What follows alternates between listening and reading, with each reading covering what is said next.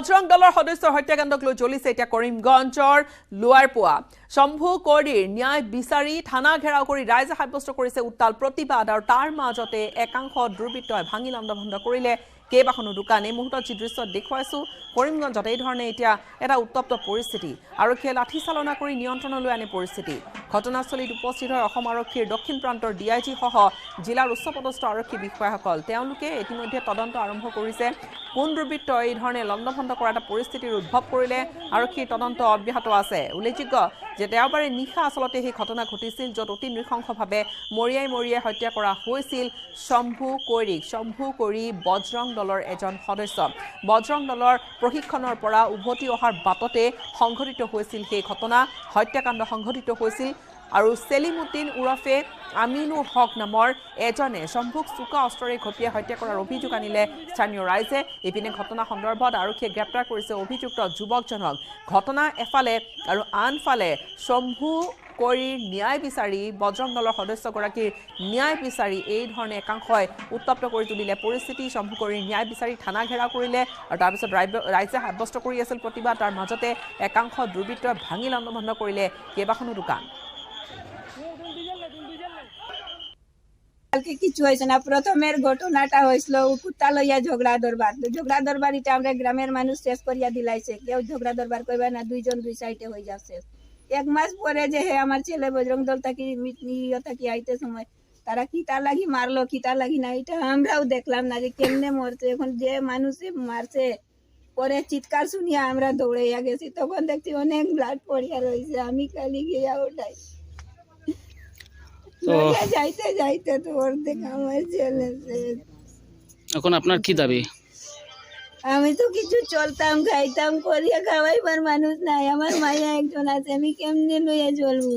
পাঁচজন মন্ত্রীর আমি জোরহাত পাই, আমার একটা কোনো ব্যবস্থা করিয়া দিতে হইব। এখন যে খাওয়াই তো সে নাই, আমরা কিরকম করিয়া চলি? আপনার ছেলে মেয়ে কয়জন? একজন ছেলে আছিল, একজন মাইয়া। ছেলে নাই। দুজন ল'ৰাৰ মাজত কাজিয়া হৈছিল, কাজিয়া সূত্ৰপাত হৈছিল। কাজিয়া সূত্ৰপাত হওঁতে ল'ৰা দুজনৰ মাজত কাজিয়া লাগোতে এজন ল'ৰা ইনজৰ্ড হ'ল। পিছত হস্পিটেলৰ ল'ৰাটো এক্সপায়াৰ হ'ল। কিন্তু সেই ল'ৰা দুজনৰ মাজত কাজিয়াটো ইয়াৰ মানুহে জানে আগতেও কাজিয়া আছিল। এইটো কোনো বিশেষ হেৰি নাছিল যে আগতেও কাজিয়া হৈছিল। তো কাজিয়া হোৱাৰ পিছত যিটো ল'ৰাই ল'ৰাটোক মাৰিছিল তাক অলৰেডি এৰেষ্ট কৰা হৈছে। তাক জুডিচিয়েল কাষ্টডিত বিচাৰিছিল। কিন্তু কিছুমানে তাক আকৌ হেণ্ডঅভাৰ কৰি দিব বিচাৰে পাব্লিকৰ লগতো হেণ্ডঅভাৰ কৰি দিব নোৱাৰি তেনেকৈ। সেইকাৰণে আমি কোনো লিগেল একশ্যনটো লৈছোঁ। এইটো লৈ পেলাই ডেড বডিটো আহোঁতে ইয়াত কিছুমান মানুহে ইনষ্টিগেট কৰি এটা পাৰ্টিকুলাৰ জেগাত যাব বিচাৰিছিল। কিছুমান জেগাত গৈ তেওঁলোকে ৰাতি কালি কিছুমান দোকানত লণ্ডভণ্ড কৰিলে। আৰু এই মুহূৰ্তত আমি ফোনযোগে আমি পোনপটীয়া সম্প্ৰচাৰত সংযুক্ত হৈছোঁ আমাৰ কৰিমগঞ্জৰ সাংবাদিক গৌৰীশ নন্দীৰ সৈতে। গৌৰীশ, আমি দুটাকৈ দৃশ্য দেখুৱাইছে। এফালে কান্দোনত ভাগি পৰা মাতৃ, বুজাব নোৱাৰা এটা অৱস্থা, ঘৰখনত কি ধৰণৰ পৰিৱেশ এই মুহূৰ্তত। কান্দি কান্দি মাতৃয়ে বিচাৰিছে ন্যায় আৰু আনহাতে লণ্ডভণ্ড হৈ পৰিছে গোটেই দোকান পোহাৰ। আৰক্ষীয়ে লাঠি চালনা কৰিছে। কিয় সংঘটিত হৈছিল ঘটনা আৰু কেনেকৈ ঘটিছিল সেই ঘটনা? হয়, নিশ্চয়কৈ গীতাশ্ৰী, দেখা গৈছে যে বজৰংগী যুৱকজনক হত্যাৰ পাছতে কিন্তু যথেষ্ট চাঞ্চল্যৰ সৃষ্টি হৈছে আৰু প্ৰবল উত্তেজনা বিয়পি হৈ পৰিছিলে।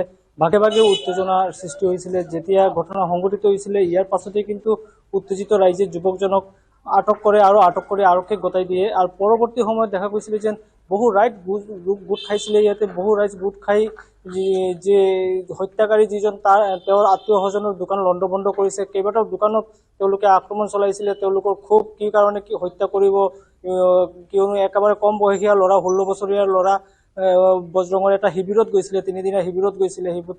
শিবিৰৰ পৰা উভতি অহাৰ পথতে এনেদৰে আক্ৰমণ চলালে এইগৰাকী যে আনিমুল হকে।